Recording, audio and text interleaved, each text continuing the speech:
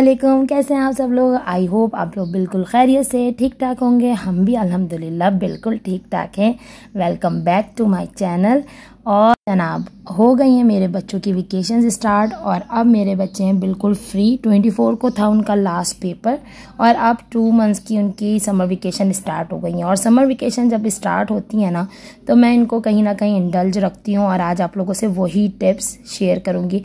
कुछ नई रूटीन्स हैं जो मैंने उनके साथ बनाई है तो वो आप लोगों के साथ मैं शेयर करूँगी। हो सकता है वो मदर्स जिनके बच्चे हों, छोटे हों, स्कूल गोइंग हो, उनको कुछ हेल्प मिल सके। अनटिल अनलेस के उस चीज़ पर आप लोग जो है ना अमल करें तो ही आपको इससे फ़ायदा होगा। अच्छा, यहाँ मैं अभी आपको बताने लगी हूँ कि मैं बदलने लगी हूँ अपने रूम के कर्टन्स। और हो रहे थे, ये गंदे तो नहीं हो रहे थे बहुत, लेकिन बस मेरा दिल भर गया था।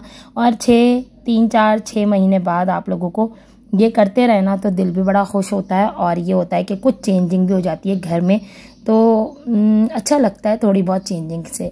और ये है मेरे बिल्कुल बाहर का एक कर्टन और ये था बहुत ही ज़्यादा गंदा, तो मैंने सोचा इसको भी चेंज कर लूँ क्योंकि बच्चे आते जाते हैं ना और बच्चों वाले घर में तो हर वक्त सफाई का जो है ना वो ख्याल रखना ही पड़ता है।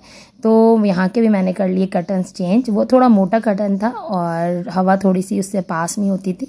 अब मैंने ये ज़रा हल्के वाले कर्टन्स लगाए। ये थे पहले मेरे पुराने रूम के कर्टन, लेकिन अब जो है वो मैं बाहर डालने के लिए यूज़ करती हूँ क्योंकि ये हो जाता है ना, धूप पड़ती है तो फेड हो जाते हैं। तो थोड़ी बहुत चेंजिंग से जो है ना बहुत अच्छा सा घर का लुक भी आ जाता है और अपने दिल को भी अच्छा सा सुकून सा मिलता है और थोड़ी सी चेंजिंग भी आ जाती है। तो बस ये मेरा आज का काम था। अब मेरी बस यही रूटीन है कि थोड़ा थोड़ा करके हर चीज़ को सॉर्ट कर रही हूँ। बच्चों की बुक्स हैं और इन चीज़ों को भी सॉर्ट आउट करूँगी, आप लोग को दिखाऊंगी। फिर ये हो गया था दोपहर का टाइम, सफाई वगैरह से मैं हो गई थी बिल्कुल फ्री।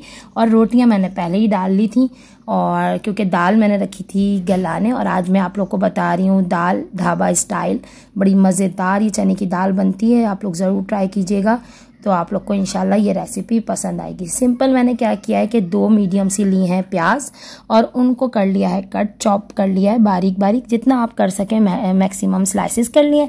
देन 1/2 कप ऑफ मैंने ऑयल लिया, उसमें खूब अच्छे से मैंने प्याज को सौते करूँगी, हल्की सी ट्रांसलूसेंसी कर लूँगी, बहुत ज़्यादा मुझे डार्क नहीं करनी है, ठीक है। साथ ही मैंने इसमें डाल देने हैं टमाटर। थोड़े से टमाटर थे, 2 मैंने टमाटर लिए हैं इसमें। और साथ ही इसमें चला जाएगा अदरक लहसुन का पेस्ट, प्लस इसमें जाएगा कुटी हुई मिर्च, थोड़ी सी पिसी हुई मिर्च डालने आप। मिर्ची और नमक तो आप अपने टेस्ट के अकॉर्डिंगली एडजस्ट कर सकते हैं, ठीक है। और साथ थोड़ी सी हल्दी डालें, 1 चिकन क्यूब्स डालें। अच्छा, मैं दालों में चिकन क्यूब्स ज़रूर डालती हूँ, महंगे होते हैं लेकिन क्या है कि टेस्ट बहुत डिफरेंट हो जाता है, बहुत अच्छा हो जाता है। और अगर जिनके घरों में दालें और सब्जियां शौक से खाई जाती हैं उनको चाहिए कि चिकन क्यूब्स ज़रूर डाला करें, तो बहुत मज़ेदार सा इसका एक फ्लेवर आ जाता है। यहाँ पे मैंने थोड़ा सा डाला है धनिया और गरम मसाला डाल के मैं इसको खूब अच्छे से भून लूँगी टमाटर को उस वक्त तक जब तक मैशी हो जाए। और बहुत अच्छे से भूनने के बाद जो मैंने उबाली है अपनी दाल, तकरीबन 1/2 kg दाल थी ये, मैंने इसमें उबाल ली है, अलग से उबाल ली थी।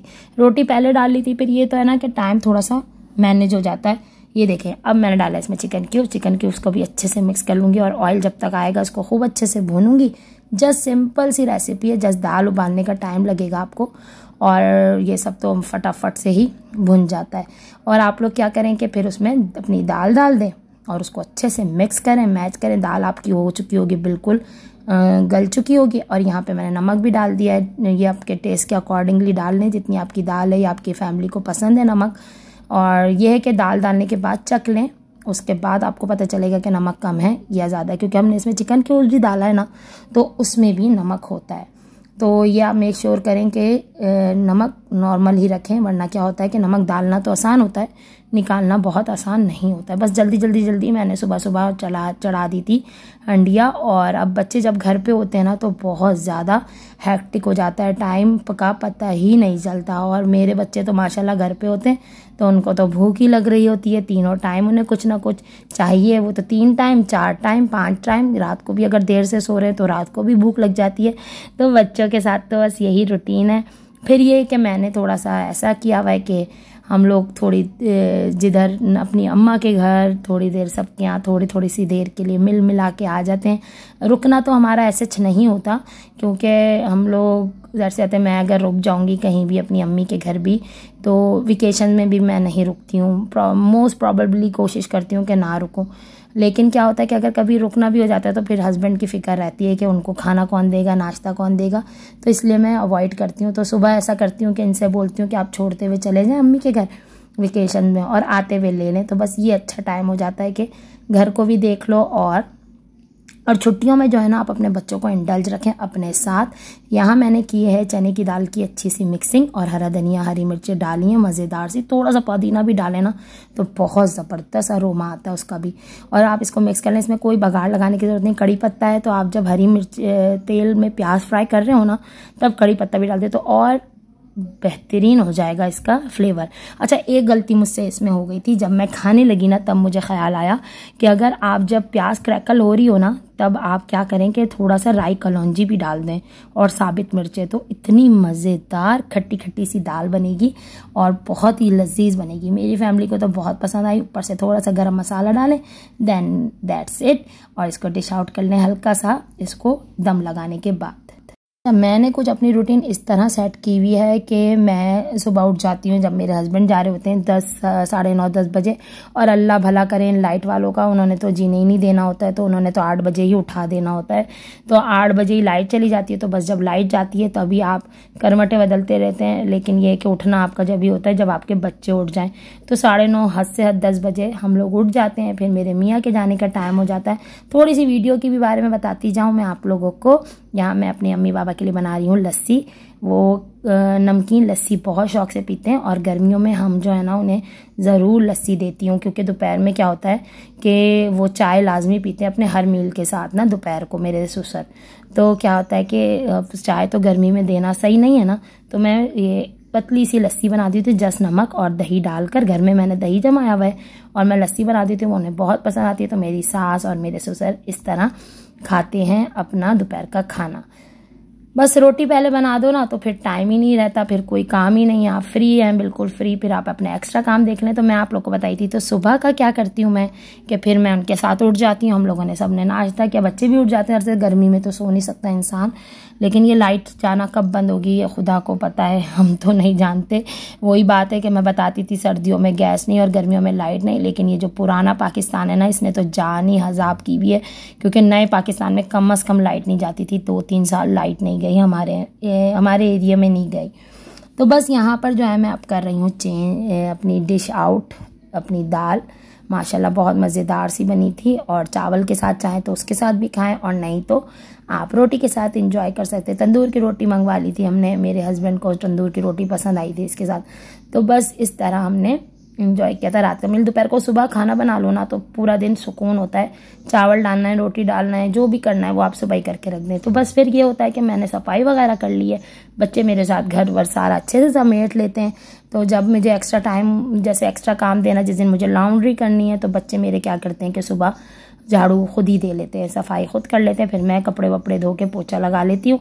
डस्टिंग वस्टिंग माशाल्लाह मेरा बहुत अच्छा सा हाथ वो हो जाता है बच्चों के साथ। बस दोपहर में फ्री हो जाएं आप सारे कामों से, लाइक खाना ही बनना सबसे अहम काम होता है, या किचन का काम ज़्यादातर अहम होता है। सफाई तो दिन में एक बार हुई, कपड़े वीक में एक बार धुल गए, और क्या रह गया काम। डस्टिंग वगैरह तो वो तो सफाई का ही हिस्सा है। तो बस ये कि बच्चे मेरे साथ माशाल्लाह कर लेते हैं। और ये जो है ना मेरा छोटू गए अपने दादा को खाना देने और इनको लगने लगा थोड़ा सा भारी। मैंने बोला बेटा भारी तो नहीं है, इतना भी भारी नहीं। मैंने इसलिए हॉट पॉट हटा देती हूँ, ऐसे कंटेनर्स में डाल देती हूँ उनकी रोटी ताकि बच्चे इजीली ले जा सके। तो बस ये है हमारी आजकल की रूटीन, और बस ज़िंदगी आसान हो जाती है। मुझे तो लगता है जब बच्चों की छुट्टी होती है तो मेरा काम और आसान हो जाता है। बच्चे करते हैं क्योंकि अब हो रहे हैं मेरे बच्चे बड़े, तो शरारत इन सेंस के वो बड़े वाला जो है ना वो छेड़म छाड़ी में बहुत अव्वल है। तो बस ये अदरवाइज़ लड़ते झगड़ते नहीं है, लेकिन छेड़म छाड़ी इन लोगों की चलती रहती है। तो बस यहाँ मैं करने लगी थी अपना किचन क्लीन। मैंने बोला अभी बर्तन सब एक तरफ करके बाद में धोंगी आराम से। अभी मैं नहा धो के नमाज वगैरह से फारिग हो जाऊँ, ताकि जो है ना नमाज अगर वक्त पे पढ़ लो ना तो फिर सारा दिन सुकून से गुजरता है, लेकिन नमाज ना वक्त पे पढ़ो तो फिर सारा वक्त जो है ना लगता है कि है बस एक काम है जो रह गया, ना आप लेट सकते हैं ना बैठ सकते हैं। 1:30 बजे जो है ना हमारे यहाँ फिर चली जाती है लाइट, और 2-2 घंटे की लोड शेडिंग है। तीनों वक्त का खाना इसी तरह आप खाएं लोड शेडिंग के साथ। तो 3 वो वक्त लाइट जाती है और फिर चौथे वक्त रात में 2 बजे भी। तो बहुत अजियत में ज़िंदगी गुजर रही है बिना लाइट के। तो इसीलिए मेरे व्लॉग्स भी बहुत कम आ रहे हैं। दिल ही नहीं होता कि क्या इंसान शूट करे, क्या पकाए और क्या बनाए, क्या वीडियो बनाए और क्या अपलोड करे। तो बस यहाँ मैंने अपनी नई रूटीन बच्चों के साथ ये सेट की है कि मैं बच्चों को सब कुछ कर कर आके जब बच्चे फ्री हो जाते हैं तो मैं क्या करती हूँ, उनको बोलती हूँ बेटे आप लोग जो है ना आप सुकून से जो है ना कुरान नमाज पढ़ें, और अब जब आपकी वेकेशंस है तो नमाज के साथ ही आप कुरान पाक भी लाजमी लेके बैठें। तो मैं इन लोग के साथ सुन लेती हूँ कुरान पाक भी। और क्या है कि मेरा बेटे ने तो माशाल्लाह 5-6 बार ख़त्म कर चुका है, उसका मैं सुन लेती हूँ और बाकियों को छोटों का वो सुन लेता है। और यहाँ घर वर भी मेरा बिल्कुल क्लीन था। नाउ अब मैं जा रही थी शावर लेने देन, ताकि मैं भी नमाज़ वगैरह पढ़ूँ। मेरी बेटी नहा धो के निकली थी और वो भी जाती थी, और 2 छोटे 3 जो है ना वो आ चुके थे ड्राइंग रूम में। तो आप अगर बच्चों को इस तरह थोड़ा सा मोटिवेट करें कि बेटा जिस तरह मैंने अपने बच्चों से ये बोला, बेटा आप लोग जिस तरह नमाज कज़ा नहीं करते ना, वक्त पे पढ़ते हैं, तो कुरान पाक को भी हैबिट बना लें कि अगर आज से आप लोग की ये हैबिट बन जाएगी ना तो कल आपको मुश्किल नहीं होगी, कभी भी परेशानी। अच्छा मेरा बड़ा बेटा बड़ा शर्माता है कि आप हमारी वीडियो ना लाएं, मम्मा नहीं डाला करें ऐसी चीज़ों की। मैं बोलती हूँ बेटा हो सकता है आप छोटे छोटे बच्चे हो, आपको देख के कोई और भी आप लोगों से कोई चीज़ सीखे। जैसे हम दूसरों से बहुत सारी चीज़ें सीखते हैं, अच्छी बातें, तो कोई हमसे भी सीख सकता है। तो ये तो सदका जारी है। तो बस मैंने अब ये इन लोगों की रूटीन सेट की हुई है कि रोज़ाना तकरीबन थोड़ा थोड़ा 2 रुकू 3 रुकू, मेरा बड़ा बेटा तो माशाल्लाह ख़त्म कर चुका है वो, और छोटे दोनों लेके बैठते हैं और वो उनका सुनता है और मैं भी उनका सुनती हूँ। तो बस ये है थोड़ी सी चेंजिंग वेकेशंस में मैंने अपने बच्चों के अंदर ये डाली है, ताकि जो है ना वो इसकी भी हैबिचुअल हो जाएं। जैसे नमाज नहीं छोड़ते इस तरह कुरान पाक भी कभी भी ना छोड़ें। और ये छोटे वाले उसको देख के, तीनों को देख के वो भी बैठ गए थे अपना एक कुरान पाक खोल कर, सिपारा था किताब थी दुआओं की, वो खोल के बैठ गए थे। तो बस आई होप कि आप लोग को आज का मेरा व्लॉग अच्छा लगा होगा। अगर आप लोग को अच्छा लगा हो तो please like and share my channel. अपना रखिएगा बहुत सारा ख्याल, मुझे रखिएगा अपनी दुआओं में याद। Thanks for watching. अल्लाह हाफिज़।